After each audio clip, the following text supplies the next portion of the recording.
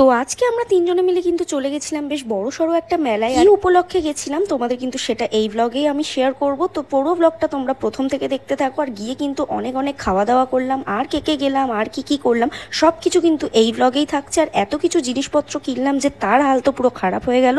তো চলো ব্লগটা প্রথম থেকে শুরু করি।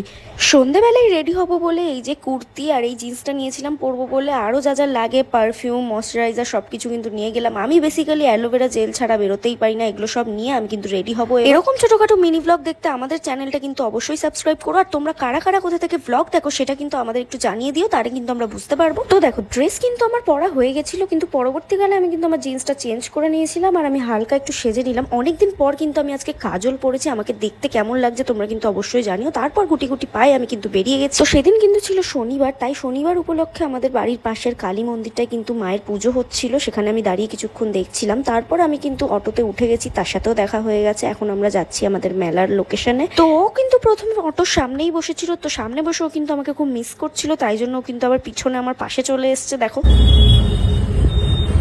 তো এই ছিল আমাদের মেলার গেট, এখানে আমরা সোনিয়ার জন্য অপেক্ষা করছিলাম। তারপর মহারানী এই যে হাসতে হাসতে চলে এসছে। এবার আমরা তিনজনে মিলে মেলার দিকে কিন্তু ঢুকছি। মেলাটা কিন্তু অনেক দিন হয়ে গেছে শুরু হয়েছে, আর আজকে বা কালকের মধ্যেই কিন্তু মেলার শেষের পথে। আর আমরা কিন্তু এরকম শেষ মোমেন্টেই আসি, মানে এনার কাজের জন্য প্রত্যেকবার আমাকে সবকিছুতে শেষ মোমেন্টেই আসতে হয়। তো যাই হোক, বেশি বলবো না, আসতে পেরেছি এতেই আমি খুশি। আর এই দেখো, এই মন্দিরের এই প্রতিমার নাম কি তোমরা কেউ জানো? যদি জানো তো আমাকে কমেন্ট করে জানাতে পারো। আমরাও কিন্তু এখানে বেসিক্যালি জানছিলাম যে এই প্রতিমার নামটা কি।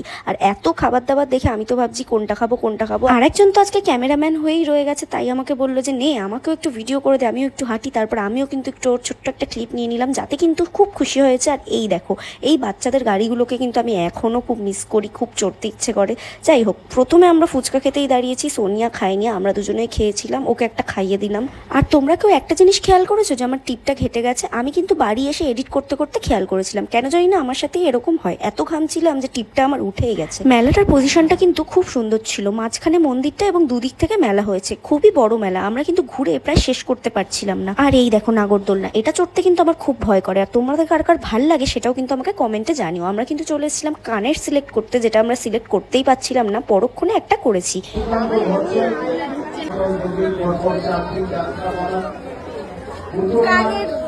প্রথমে একটা দোকান থেকে কানের কিনে এগিয়ে যাচ্ছিলাম আর একটা দোকানে কানের দেখতে, কিনবো কিনা তার নেই ঠিক, কিন্তু দেখতে কিন্তু এগিয়ে যেতেই হতো।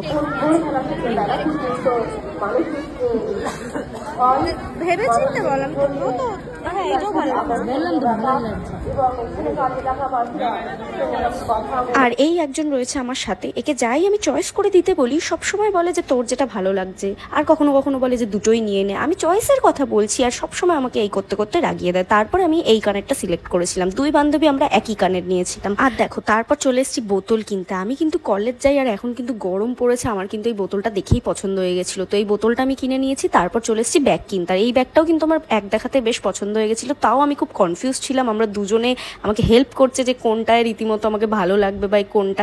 আমি শেষমেশ একটা ব্যাগ সিলেক্ট করে নিয়ে নিলাম। তারপর চলে এসেছিলাম আমরা আইসক্রিম খেতে। আর এই সব কিছু কিন্তু মোটামুটি আজকে একজনের ওপর থেকেই গেছে। তার পকেটের অবস্থা কিন্তু প্রায় খারাপ বললেই চলে, কিছু বলতেও পারছে না। যাই হোক, ও কিন্তু বেশ খুশি খুশি আমাকে এত কিছু জিনিসপত্র কিনে দিয়েছে। দেখো, মোমো ডেট হয়ে গেল, একটা ছোটখাটো মোমো খেতে বসে গেছি আমরা।